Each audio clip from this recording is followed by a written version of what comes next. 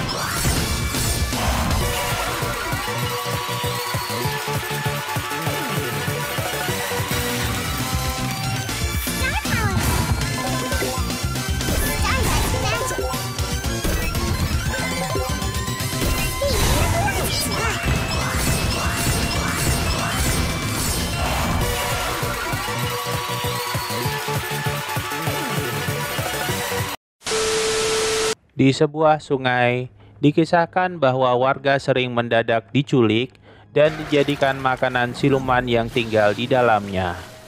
Banyak pembasmi siluman yang mencoba mengalahkan siluman sungai yang diketuai oleh siluman katak dan siluman ular, namun semuanya gagal dan menjadi santapan siluman sungai tersebut. Di tempat lain, seorang siluman ikan mas tua menemui Liu Yidao sang golok setan dan adiknya Xiao Piao untuk membebaskan cucunya Xiao Luan yang ditawan dan akan dijual oleh pembasmi iblis bernama Golok Terbang, tentu saja dengan imbalan sejumlah uang. Dan sampailah mereka di markas Golok Terbang untuk membebaskan Xiao Luan.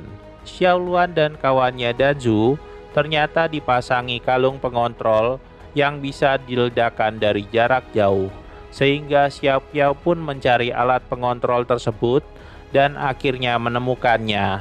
Celakanya, aksinya ketahuan dan ia pun dikejar anak buah Golok Terbang, namun berhasil lolos bersama Liu Yidao. Sesaat kemudian, asisten Golok Terbang dan siluman katak yang akan membeli Xiao Luan hanya bisa menemukan dua anak buahnya di dalam kerangkeng.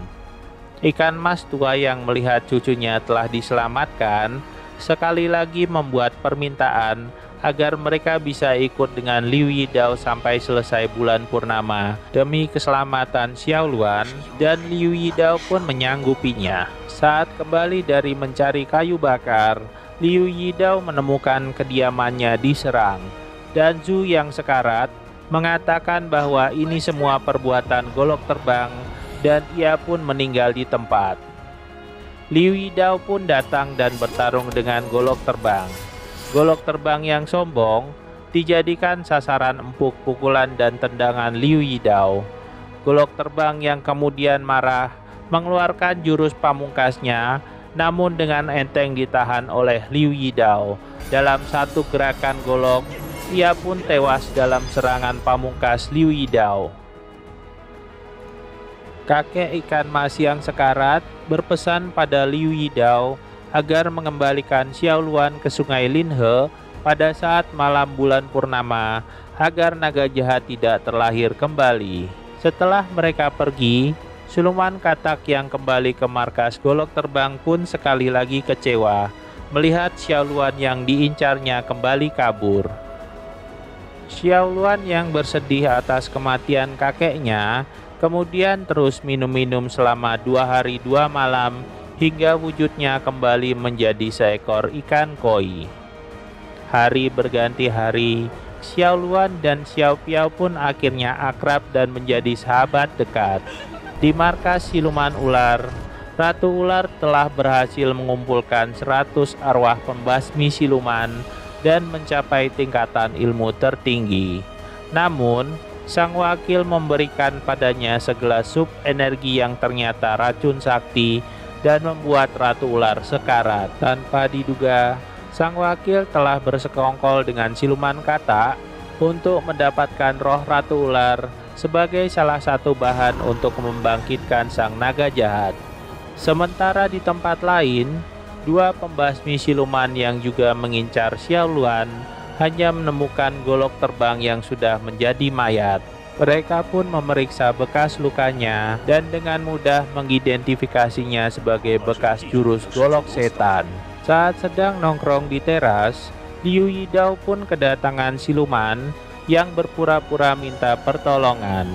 Liu Yidao yang pura-pura bodoh kemudian memeriksa nadi sang siluman yang menyebabkan siluman itu muntah darah.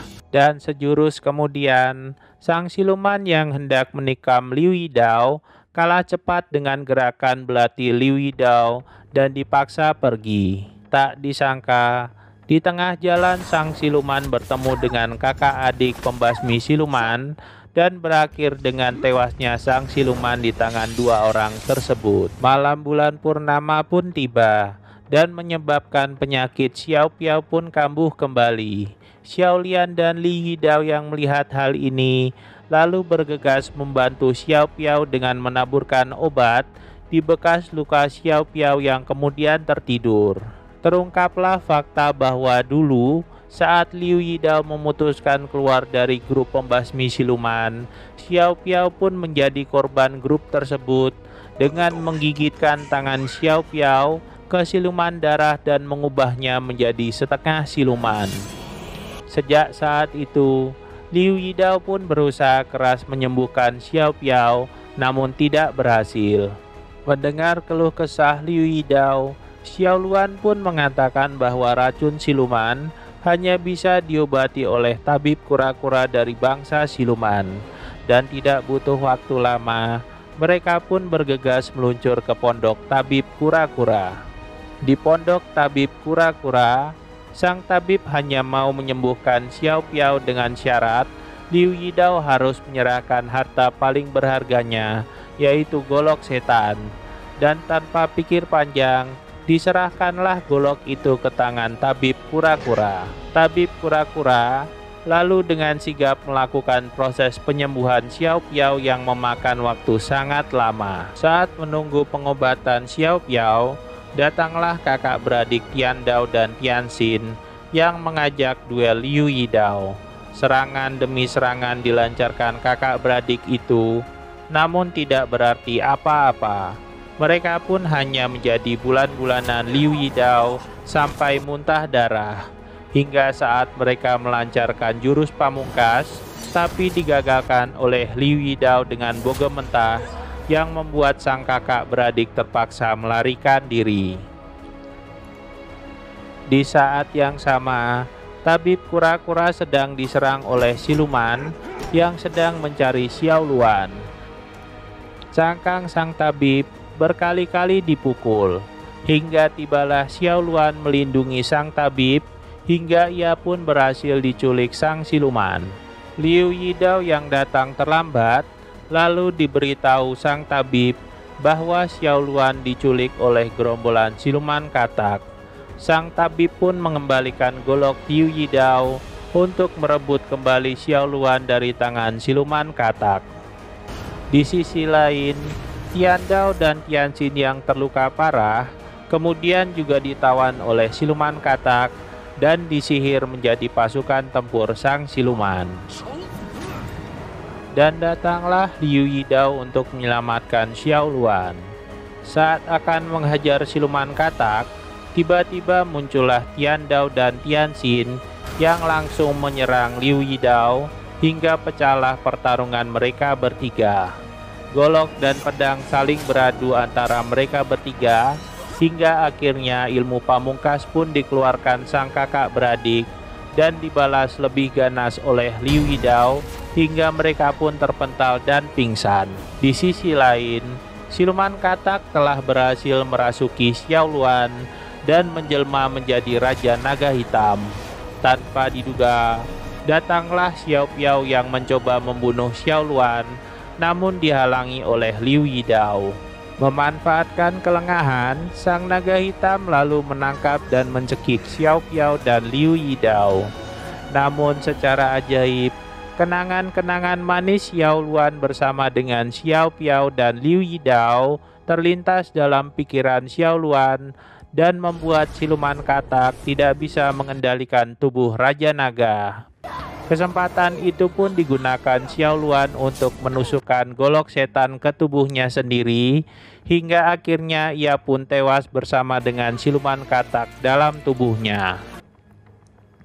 Keesokan harinya, Xiao Luan yang tewas kembali menjelma menjadi ikan koi yang dilepaskan Liu Yidao di sungai Yinhe. Dan film pun tamat. So, bagaimana tanggapan sobat film tentang dongeng barusan? Semoga bisa menghibur hati dan jiwa sobat film ya.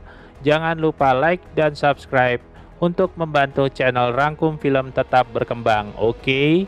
Dan akhir kata dari Mimin, wassalam.